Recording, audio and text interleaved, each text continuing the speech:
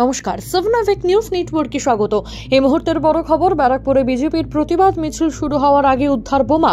ব্যারাকপুর লালকুঠিতে ঝোপের মধ্যে থেকে বোমা উদ্ধারকে কেন্দ্র করে তীব্র চাঞ্চল্য ছড়ালো সংলগ্ন এলাকায়। তবে যে কোনো রকম দুর্ঘটনা এড়াতে প্রশাসনিক আধিকারিকেরা বিস্ফোরকটি সাবধানতার সঙ্গে নিষ্ক্রিয় করতে সক্ষম হন। কারণ তৃণমূলের থেকে মানুষ বিচ্ছিন্ন হয়ে গেছে, সেই জন্য এইভাবে বোমা রেখে মানুষকে ভয় দেখানো, যাতে মানুষ এই বোমা দেখে বিচ্ছিন্ন হয়ে যায়, বা এই বোমা যদি ফাটতো তাহলে এখানে বড় দুর্ঘটনা ঘটতে পারতো, যাতে সাধারণ মানুষ ভয় পেত। পুলিশ লোকানোর চেষ্টা তো করছেই, কারণ পুলিশ মানে তৃণমূল, তৃণমূল মানে পুলিশ। যারা এই ধরনের কাজ করেছে তাদেরকে আটক না করে, তাদেরকে চিহ্নিত না করে তিনি তাড়াতাড়ি করে নিয়ে চলে গেলেন। এটা বংশী বন্ধুরা, আপনারা তো ইতিমধ্যেই নাগরিক, নতুন করে কে একা করে চিৎকার করছে এটা ফ্যা ভোটের রাজনীতি করবার জন্য। আপনারা সবাই নাগরিক, আপনাদের সবাইকে নাগরিক হিসাবে আমরা স্বীকৃতি দিয়েছি, সমস্ত উদ্বাস্তু কলোনিকে স্থায়ী ঠিকানা দিয়ে দিয়েছি। সে রেশন পায়, সে স্কুলে যায়, সে স্কলারশিপ পায়, সে কিষাণ বন্ধু পায়, সে শিক্ষাশ্রী পায়, সে ঐক্যশ্রী পায়, সে লক্ষ্মীর ভাণ্ডার পায়। তো নাগরিক না হলে থোড়াই পেত? বলুন আপনারা আমাকে, পেত? নাগরিক না হলে তারা ভোট দিতে পারতো? রাহুল গান্ধীকে বেলাগাম আক্রমণ বিরোধী দলনেতা শুভেন্দু অধিকারীর মন্তব্যটি প্রকাশ্যে আসতেই রাজনৈতিক মহলে নিন্দার ঝড়। এ হলো অসম্মানজনক শব্দ চয়নের প্রতিবাদে রাজ্য জুড়ে বিভিন্ন থানায় শুভেন্দুর বিরুদ্ধে এফআইআর করার সিদ্ধান্ত নিয়েছে কংগ্রেস। যেভাবে রাজনৈতিক ব্যক্তিত্বরা বিভিন্ন ঘটনায় কালিমা লিপ্ত হচ্ছে তা দেখে কি শিখছে নবপ্রজন্ম, উঠছে প্রশ্ন।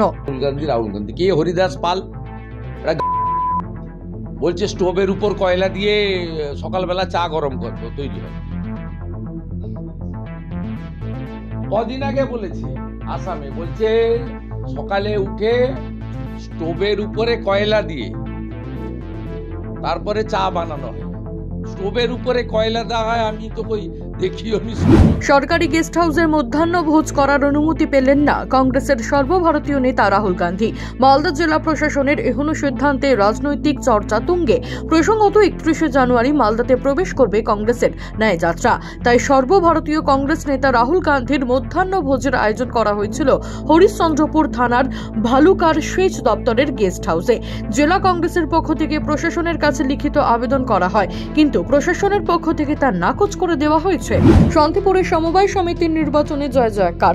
তৃণমূল ও বিজেপিকে পরাস্ত করে সমবায় দখল করল সিপিএম প্রগতিশীল মোর্চা। আজ শহীদ মাতঙ্গিনী ব্লকের শান্তিপুর সমবায় সমিতির নির্বাচন হয় 54টি আসনে। তাতে সিপিএম পেয়েছে 26টি আসন, বিজেপি 10, তৃণমূল কংগ্রেস 16 এবং নির্দল পায় 2টি আসন।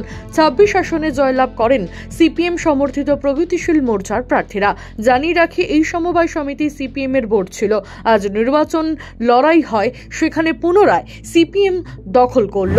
পেট কাটগড়ায় বেসরকারি হাসপাতাল, টনসিল অপারেশন করাতে গিয়ে রোগীর মৃত্যুর ঘটনায় চিকিৎসার গাফিলতির অভিযোগ উঠল বাগুইআটির একটি বেসরকারি নার্সিংহোমের বিরুদ্ধে। এদিন ঘটনাকে কেন্দ্র করে তীব্র উত্তেজনা ছড়ালো ভিআইপি রোডের জোড়া মন্দির এলাকায়। বাগুইআটি থানার পুলিশ ঘটনাস্থলে পৌঁছে পরিস্থিতি নিয়ন্ত্রণে আনে। জানা গেছে, গত 25শে জানুয়ারি দমদম ক্যান্টনমেন্ট সুকান্ত পল্লীর বাসিন্দা বছর 19-এর মীনাক্ষী বৈরাগী সরকারকে টনসিল অপারেশনের জন্য ভর্তি করানো হয় ভিআইপি রোডের ওই বেসরকারি নার্সিংহোমে। অপারেশন শেষ হলে চিকিৎসক রোগীর পরিবারকে জানান সফল হয়েছে অপারেশন, কিন্তু রাতেই তার অবস্থার অবনতি হলে রোগীকে আইসিইউতে রাখা হয়। আর তার কিছুক্ষণ বাদেই রোগীর পরিবার জানতে পারেন মৃত্যু হয়েছে মীনাক্ষী। রোগীর পরিবারের অভিযোগ, সে সময় হাসপাতালে কোনো চিকিৎসকই ছিলেন না। ক্ষুব্ধ রোগীর পরিবার তাদের মেয়ের মৃত্যুর জন্য ওই বেসরকারি নার্সিংহোমের বিরুদ্ধে চিকিৎসার গাফিলতির অভিযোগ তুলে নার্সিংহোমের গেট বন্ধ করে বিক্ষোভ দেখালে ছড়ায় উত্তেজনা।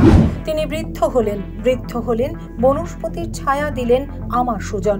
সেই সুজন আজ গুরুতর অসুস্থ হয়ে শয্যাশায়ী। বেশ কিছুদিন ধরেই শ্বাসকষ্টের সমস্যায় ভুগছিলেন সঙ্গীত শিল্পী কবির সুমন। সোমবার দুপুর 3টে নাগাদ বুকে সংক্রমণ হয়ে শারীরিক অবস্থার অবনতি হলে তাকে ভর্তি করা হয় কলকাতার মেডিকেল কলেজে। রয়েছে হৃদযন্ত্রের সমস্যাও। হাসপাতালে সিসিইউতে অক্সিজেন সাপোর্ট দেওয়া হয়েছে সাংসদকে। ইতিমধ্যেই তার চিকিৎসার জন্য মেডিকেল বোর্ডও বসানো হয়েছে।